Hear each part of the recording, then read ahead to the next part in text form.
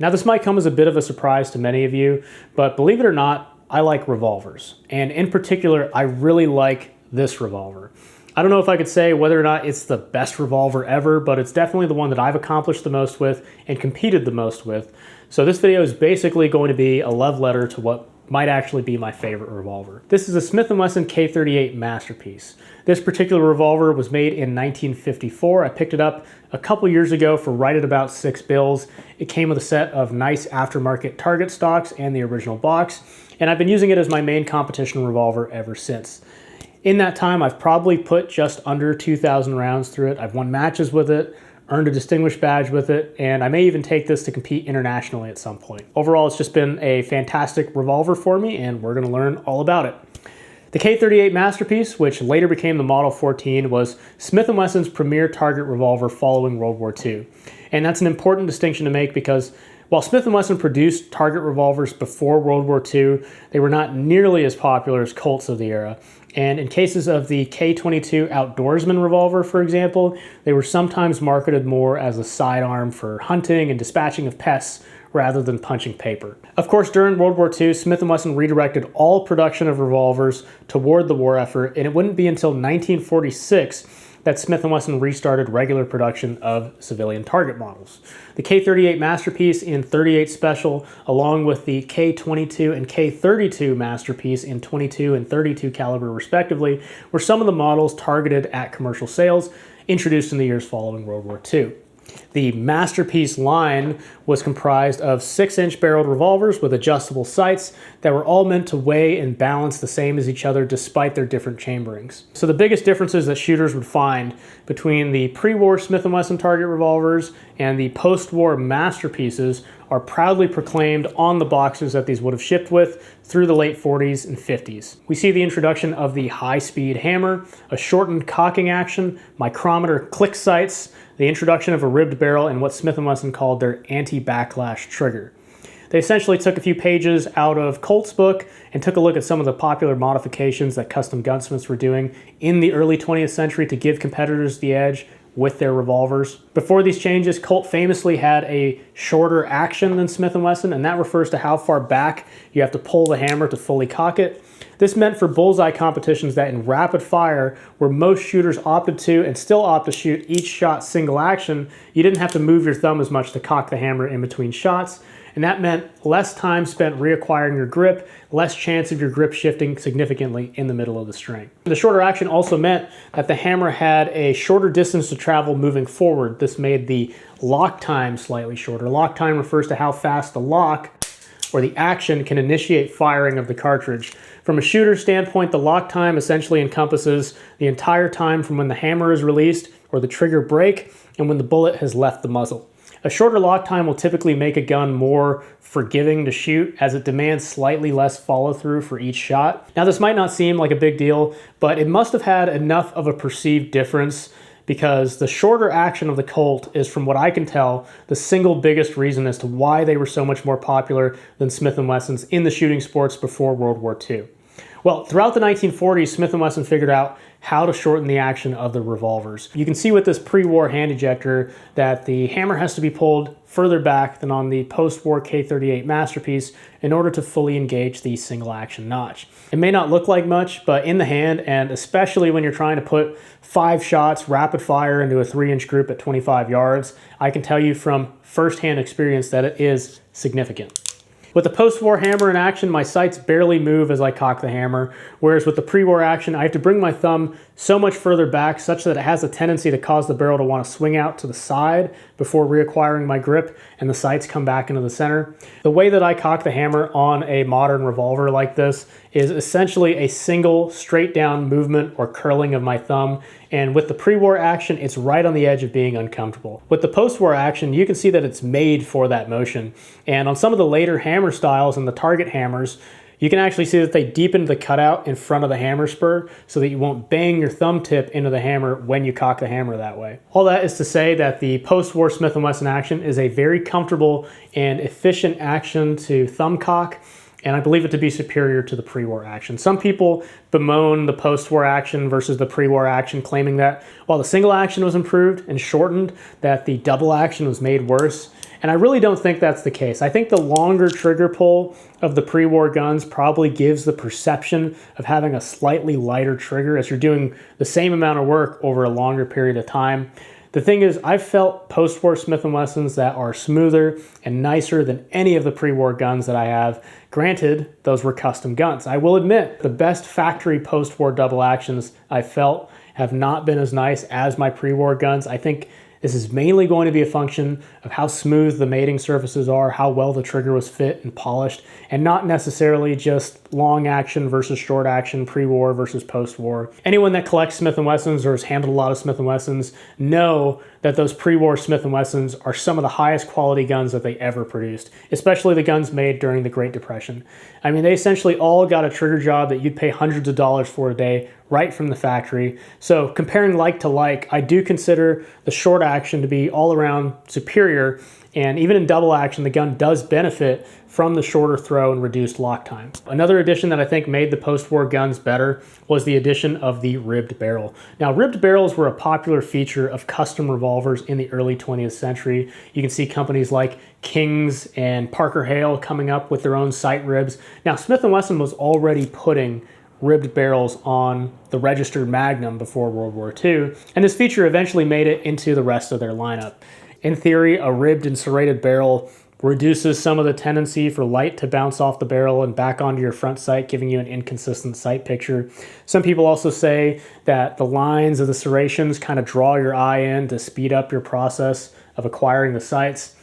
I can't personally speak to any of that. I think at the very least it looks very cool, and the serrations are just that extra bit of cool on top of it. The largest functional impact of this ribbed barrel I've found is that it gives you a bit more muzzle heaviness. And of course, muzzle heaviness is useful for minimizing your natural unsteadiness and shakiness being translated into the muzzle of the gun. The example I always like to give of a muzzle heavy gun versus a grip heavy gun is to take something that's top heavy like a hammer and extend it out in front of you, holding it by the handle, and you can see and feel how easy it is to keep the head steady.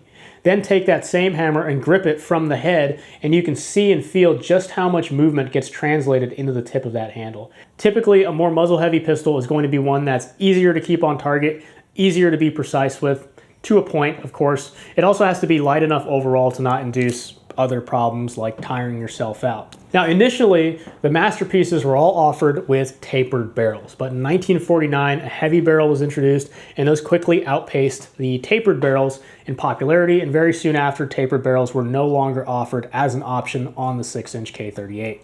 This particular revolver, being made in 1954, has that much more common heavy profile barrel. My backup K-38 from 1951 also has a heavy barrel. Today, tapered barrel 6-inch K-38 Masterpieces are quite rare, and of the hundreds of K-38s that I've looked at, I've seen maybe a dozen or so tapered barrel models. One area where the tapered barrel did live on in the Masterpiece lineup were the 4-inch Combat Masterpieces, which later became the models 15 and 18 in 38 Special and 22 Long Rifle, respectively. These were essentially the same gun as the 6-inch Masterpiece, but with a 4-inch barrel. And as its name would imply, were intended more as a higher grade service revolver or trainer for a service revolver rather than a purpose-built competition pistol. Also, the naming convention of Combat Masterpiece to describe a 4-inch model means that sometimes the 6-inch model will be retroactively referred to as a Target Masterpiece, though as far as I'm aware, Smith & Wesson officially referred to them as simply Masterpiece, or in some instances referring to the heavy-barreled variant as a Heavy Masterpiece. Another feature to look at on this pistol is the anti-backlash trigger. This is what Smith & Wesson called their adjustable over-travel stop. Over-travel is movement of the trigger to the rear after the trigger breaks. I typically like as little over-travel as possible because excessive over-travel will typically manifest as a tendency to pull the shot to the dominant side after the trigger breaks. Now, depending on the lock time, like we mentioned earlier, this tendency for over-travel to affect your shot may or may not actually have an effect on the bullet before it leaves the muzzle. Glocks, for example, have extremely fast lock times, and a stock trigger has a ton of over-travel, but for me, with their standard 9mm models, it doesn't seem to manifest on target. Revolvers, on the other hand, especially a 6-inch 38 Special, are guns that typically demand very good follow-through in the first place. Compared to that Glock I mentioned earlier, you're shooting a much slower bullet with a much longer chamber and a much longer barrel. It's a fixed barrel, meaning that the recoil is instantly translated into a significant amount of movement at the muzzle, and they typically have slower lock times. So wanting to limit over travel makes sense under those circumstances, especially in double action where you're building up and releasing a lot of energy with your finger. Now, unlike a lot of custom revolvers and other pistols out there, the over travel stop is not controlled via a set screw through the trigger itself. It's actually a little eccentric tab that's screwed into the frame, which can be rotated to adjust the over travel. While this is a very clean looking over travel adjustment, these do have a reputation for backing out and loosening up. Adjusting them is also kind of annoying because you have to take the side plate off and deal with the world's smallest screw. I personally have never touched the over travel stop on any of my Smith & Wesson revolvers other than making sure that they're not loose. These triggers typically are light enough and break cleanly enough in single action that I experience very little movement after the shot breaks, and I pretty much never crash into the over travel stop. The last feature to take a look at that makes the Masterpiece series masterpieces are the much improved adjustable sights of the post-war guns. Now I say post-war, but technically the earliest version of these sights were introduced right before America entered World War II in one of the rarest Smith & Wesson revolvers, a pre-war K-22 Masterpiece. We lost the beautiful aesthetics of the sight leaf being blended into the rest of the frame and polished, but what we gained are positive, repeatable, click-adjustable sights. The later pre-war adjustable sights used essentially a jam screw arrangement, and they don't have any sort of detents or positive clicks. What you do is loosen the locking screw, adjust the elevation screw, and then retighten the locking screw. So this was kind of a pain to adjust quickly and repeatably, but did fix the tendency of the earlier pre-war sights to shoot themselves loose over time due to not having that separate locking screw. The detent sights fixed both problems. The detent would hold the sight in place after an adjustment was made and meant that a separate action wouldn't have to be performed to make an adjustment. You would simply turn the screw and it would click and hold into the next slot. Now, technically, you would lose some degree of adjustability as you're locked into these 6 subdivisions of the screw, but with a 6-inch barrel, each click equates to roughly 3/8 of an inch of elevation and 1/4 of an inch of windage at 50 yards. So it was still extremely precise. Now, from a pure shooting or marksmanship standpoint, the best change they made was that the actual sight blade became much larger and much more usable. They also included a little serrated portion under the sight blade to reflect less light back into the shooter's eye to give you a slightly less distracting sight picture. The front sights were also standardized as either 1/10 of an inch or 1/8 of an inch patridge sights, with the fatter 1/8 of an inch sight becoming standard and the 1/10 of an inch sight being dropped completely by the 1950s. Altogether, the heavier ribbed barrel and shorter action and improved sights created what many found to be the perfect .38 special target revolver, and it wouldn't take long for the K-38 to become legendary. In 1954, Olympic gold medalist Torsten Ullman of Sweden used a heavy-barreled K-38 just like this one to set a new world record of 586 out of 600 points in the 25-meter centerfire event. So the story goes, it was delivered to him during a layover while making his way to Venezuela, where the World Championships were being held that year. So he essentially shot a world record with a totally stock, out-of-the-box gun. He'd also won the very first ever 25-meter centerfire event held at the World Championships in 1947. If you read his Wikipedia article, it says he did this with a Smith & Wesson revolver. I couldn't find any source to confirm him using a Smith & Wesson in 1947 like I could with his 1954 world record win, but I can definitely believe it because by the time of the 1954 World Championships, the K-38 Smith & Wesson had built such a reputation in the shooting world that even the Soviet Union started using them. The Soviet national shooting team were actually still using 1895 Nagant revolvers for this 25-meter centerfire event. By the 1954 World Championships, they had finally decided to ditch those Nagants, and this left them with an excellent opportunity to play a little prank on the international shooting community. The setup was pretty simple. During the pre-event training, they would choose to shoot their old Nagant revolvers, knowing that everyone else there would see them doing this and know that they wouldn't be competitive in this event. On the actual match day, and much to everyone's surprise, the Soviet team unveiled their brand new revolvers, which were none other than Smith & Wesson K-38 Masterpieces shooting Winchester .38 Special wad cutter ammunition. The same gun and ammunition combination that Torsten Ullman would use to come in first place in the individual event at the same World Championships and of course set that individual world record. The Soviet team actually ended up winning the team centerfire event, beating the United States, which came in second, And the US had a pretty stacked team that year. We're talking Hewlett Benner, Bill McMillan, Harry Reeves, and John Jagoda. Of those names, John Jagoda was the only one I was not familiar with, but you can see him here with Bill McMillan in multiple photographs. He was also a Marine Corps shooting team member. Those other three names, of course, are quite legendary in American pistol shooting history. So internationally, the K-38 had made quite a name for itself pretty quickly.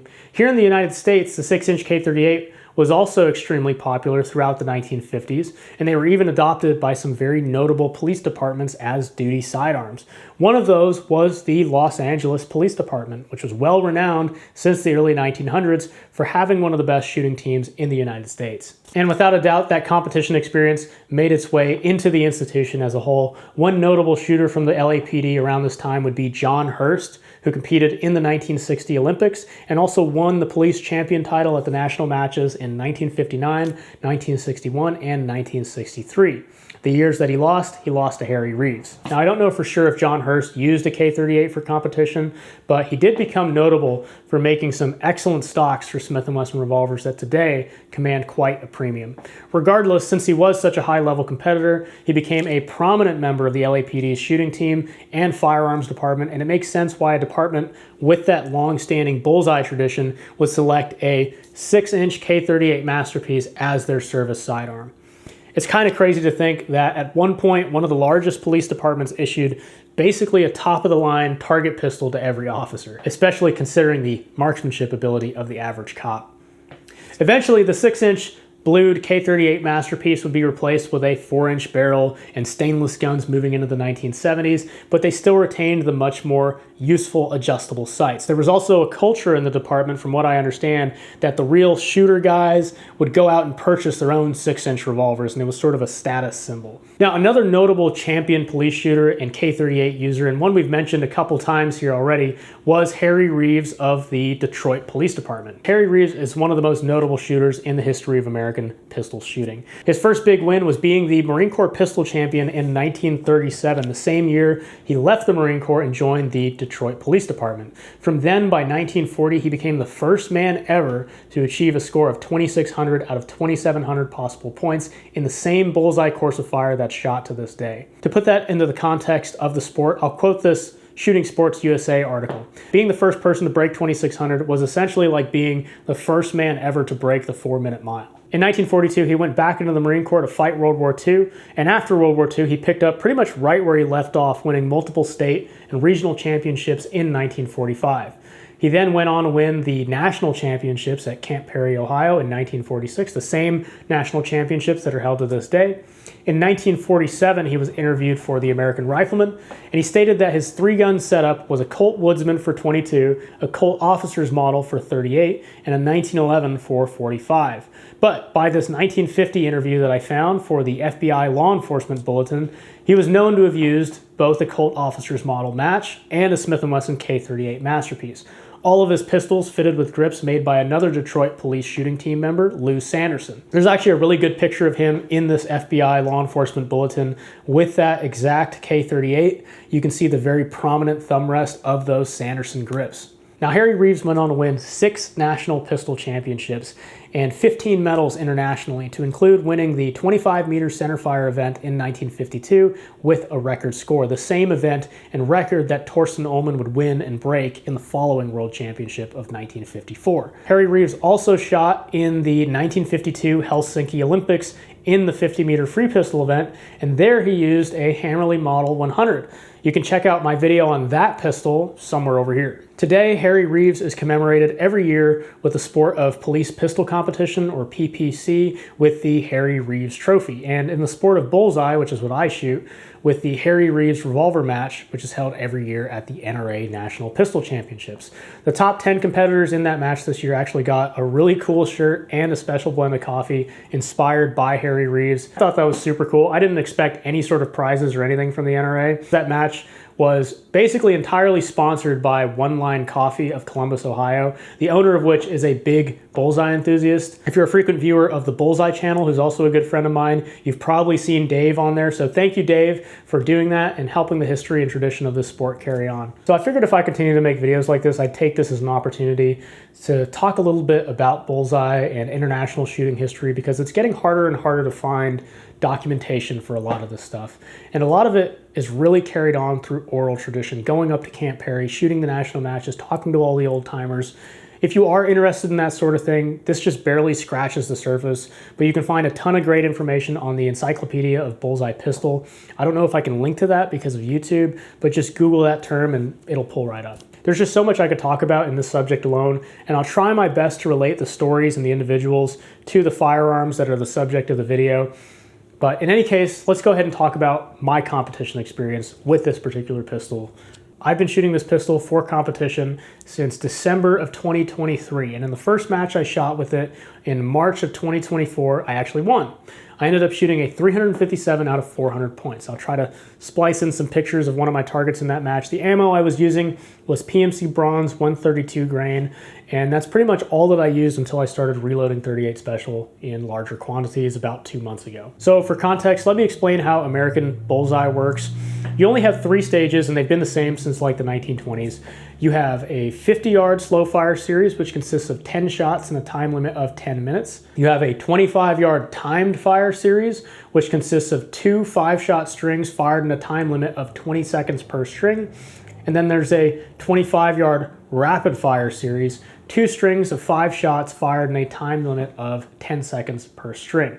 The targets used are the B6 target at 50 yards and the B8 target at 25 yards. The scoring rings are the exact same size on both targets, except the bullseye on the B6 is a little bit bigger. It consists of the 8 ring and higher, and on the B8, the bullseye consists of the 9 ring and higher.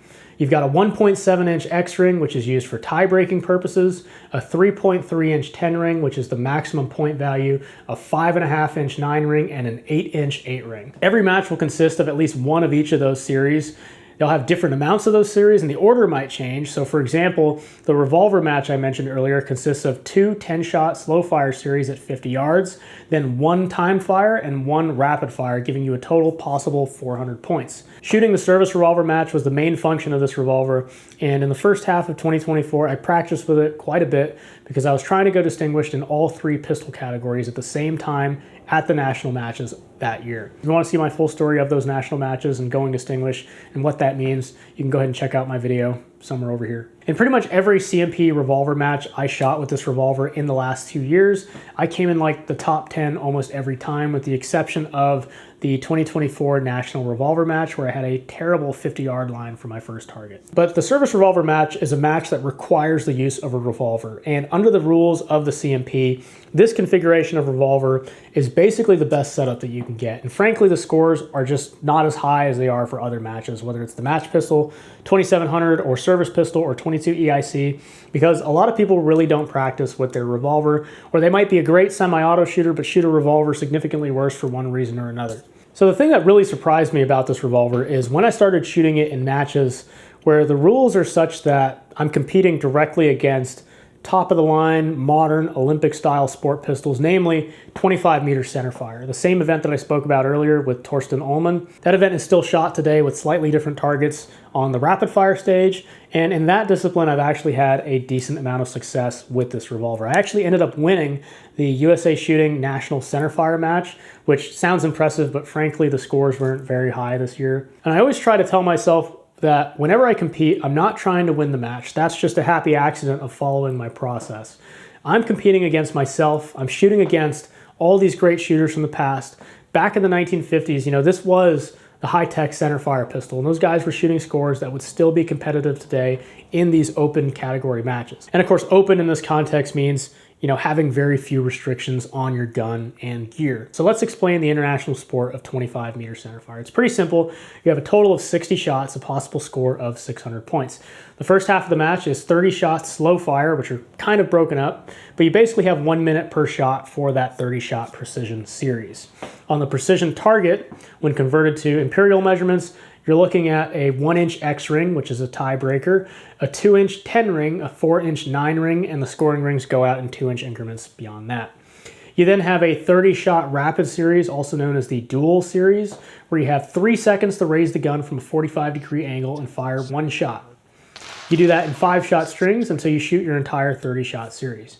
The target for that series is a little different. For one, the entire target is black, and when converted to Imperial, the X ring is 2 inches, the 10 ring is 4 inches, the 9 ring is 7 inches, and then the rest of the rings go out in about 3-inch increments from there. So really what made me want to make this video was that recently I shot another 25-meter centerfire match, and with this basically stock 71-year-old revolver, I shot a 577 with 17 X's. That score would have put me in 8th place at the 2025 World Championships, which were held in Cairo only 2 weeks after I shot this match. And 8th place is kind of an important place in international shooting sports, because if this were an Olympic sport like women's 25-meter sport pistol, which uses the same course of fire as men's 25-meter centerfire pistol but with 22s, 8th place would put you into the final shoot-off, where you have the opportunity to compete for the gold, silver, and bronze medals in sort of a televised elimination event. And of course, I should emphasize that basically everyone that's shooting 25-meter centerfire internationally is shooting some kind of really high-end pistol, like a Pardini with a 32 Smith & Wesson conversion, or at least something like a Walther GSP in 32 Smith & Wesson, and that pistol at least was designed on this side of the Kennedy administration. Also, like I mentioned earlier, 25-meter centerfire used to have different targets for the dual stage, and if you took my rapid fire score of 292 on the modern targets and overlaid that on the older silhouette targets prior to 1989, they have slightly wider scoring rings and they were taller. My rapid fire score would have actually been a 298 out of 300 possible points on the old targets. So that would have put me at just 3 points behind Ullman's, at the time, world record score of 586. Even with a score of 583, I still would have been beat out of a podium finish by just 1 point by the Marine Corps' own Bill McMillan. And that's only appropriate as my entire revolver shooting technique is based off of his teachings in his famous training film from the 1960s.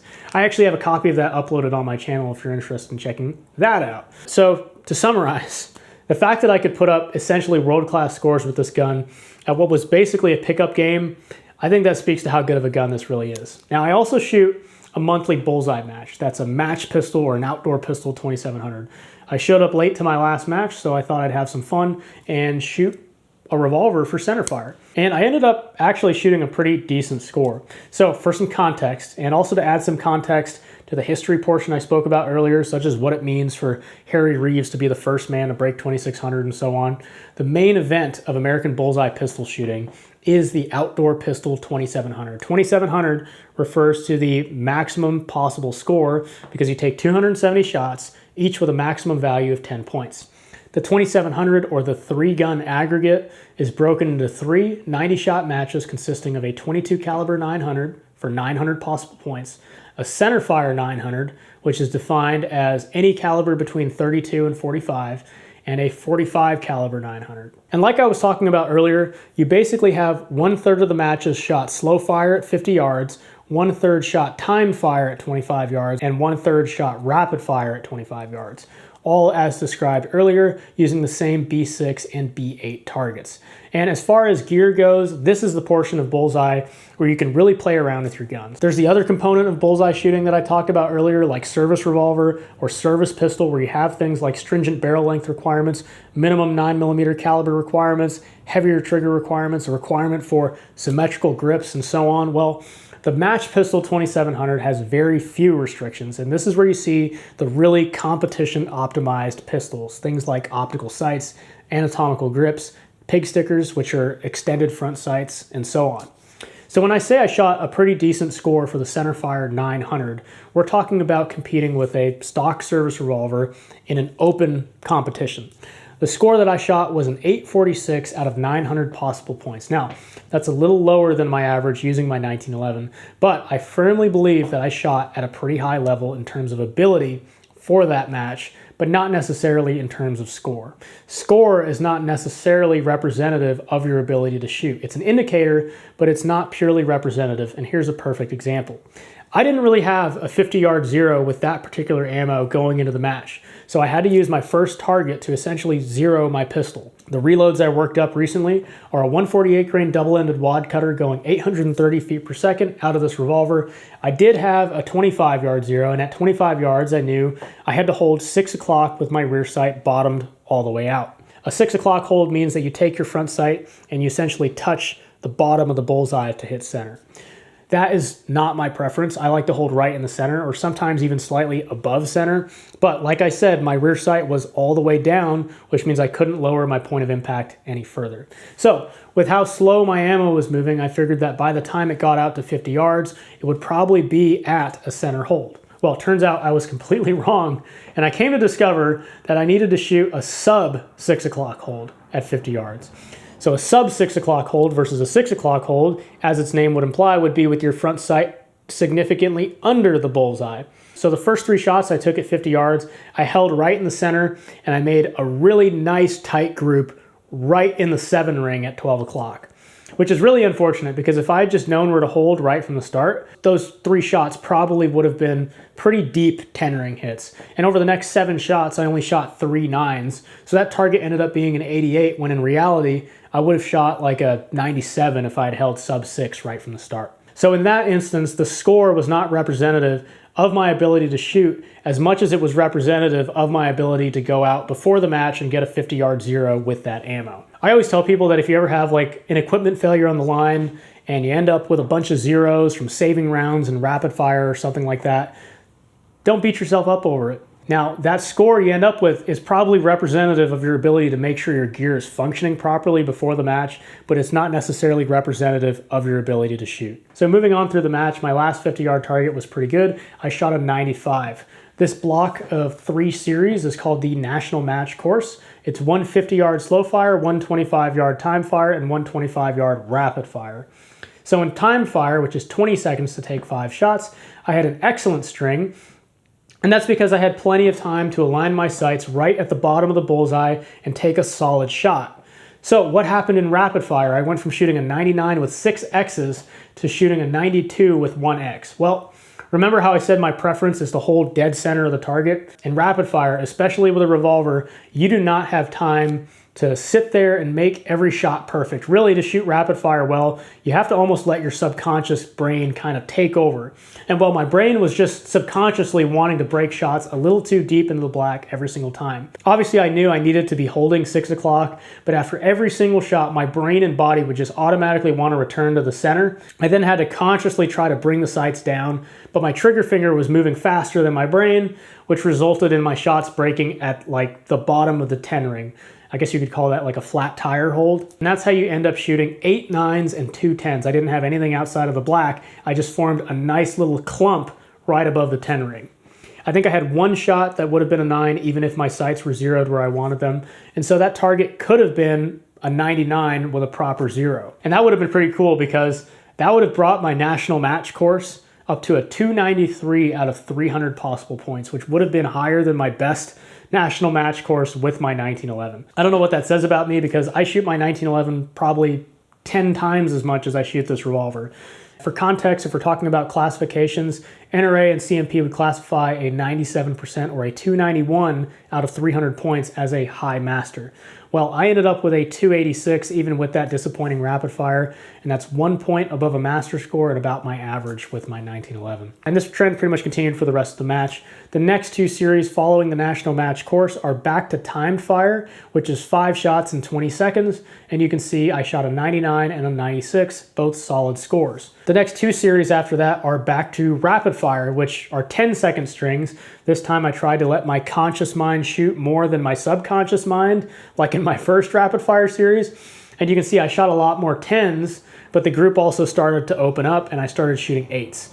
And I think that's because in being a little bit more conscious and deliberate with every shot, trying to pull my sights down to 6 o'clock, I started moving a little slower, and that voice in the back of my head would kick in and tell me that I'm moving too slow, and then I started rushing towards the end of the string, which led to the group opening up fairly significantly. 5 shots in 10 seconds sounds like a lot of time, but when you're trying to make that 3-inch group at 25 yards, that time limit is pretty much exactly how much time it takes to make 5 perfect non-predictive, single action shots with a revolver. And I know some people will say to try double action, and I have. I'm just not that guy. I know some people have revolvers that are set up for double action, and they do very well shooting double action and bullseye, but that's not me. This is a stock revolver with a stock mainspring and a stock strain screw, and the double actions are good on these revolvers right from the factory. I'm just not good enough to shoot that stock double action into a 3-inch group at 25 yards, one-handed, under a time limit. So my total score for the match ended up at 846, which is a 94%, missing the mark for master by 1% or 9 points.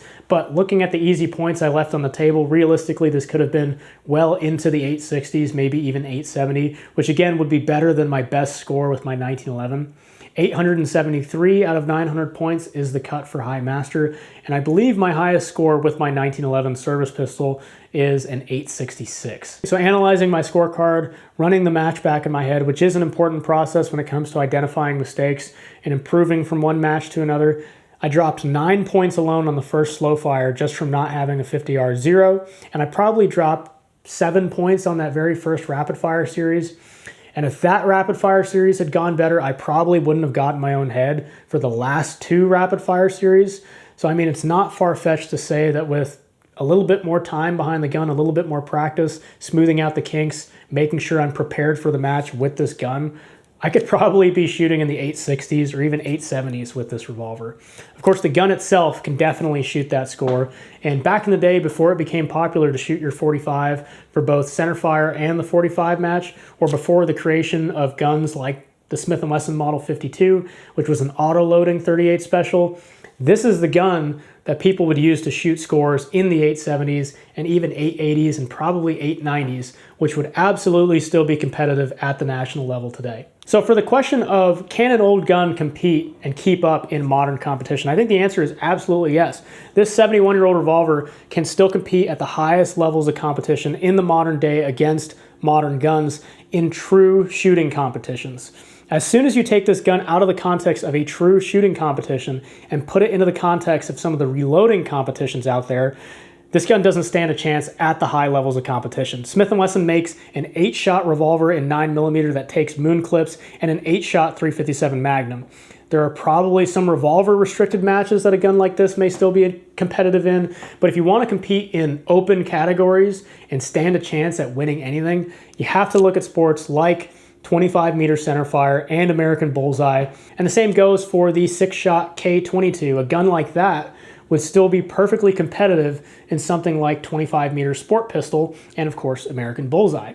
Now, I will say that while I think the guns themselves may be mechanically capable of still being competitive, I don't think there are many shooters out there who are good enough with a revolver to be competitive with one. And the ones that are usually shoot their semi-autos better anyways. There are also many logistical reasons why pretty much all centerfire competition guns have evolved into either a 1911, 2011, or some kind of 22-32 conversion like the Pardini. The number of people that know how to work on revolvers or even just diagnose basic problems is becoming incredibly small. Sourcing parts for some of these older guns, it's still fairly easy right now, but eventually that'll dry up too. Revolvers are not invincible. If you shoot them enough, they will wear and you will need replacement parts. Guns like the Pardini don't require very much hand fitting, if at all. Replacement parts are basically made to such a good tolerance, and the gun is engineered in such a way that all the parts essentially drop in, and that's why converting it back and forth from 32 and 22 is so easy, and that can be done by the end user. The whole thing is also extremely configurable and adjustable in basically every way.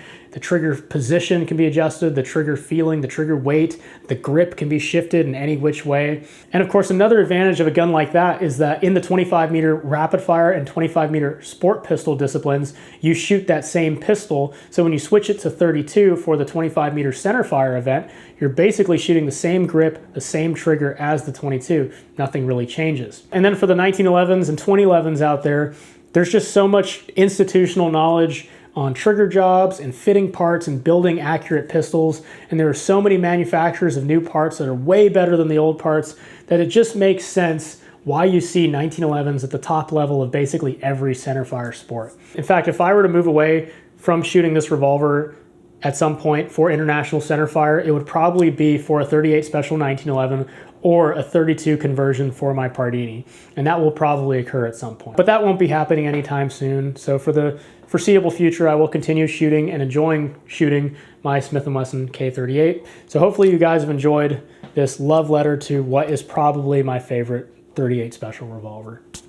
Thank you all for watching. Thank you especially to my channel members and Patreon supporters who support the channel directly. We've gotten quite a few members that have signed up in the last couple weeks, which is great. I really do try to curate the sponsors that contact me, and I have to turn down, 98% of them for one reason or another, whether it's just a cheap product or if it's a product that essentially capitalizes off of fear or predatory sales tactics like a lot of the VPN and subscription-based stuff. Of course, being totally supported by viewers would be the ideal in terms of creative freedom, and every member and Patreon supporter that signs up gets me one step closer to that goal. So again, thank you all for watching and have a great day. Of course, this little kitty starts causing trouble as soon as I want to start filming a video.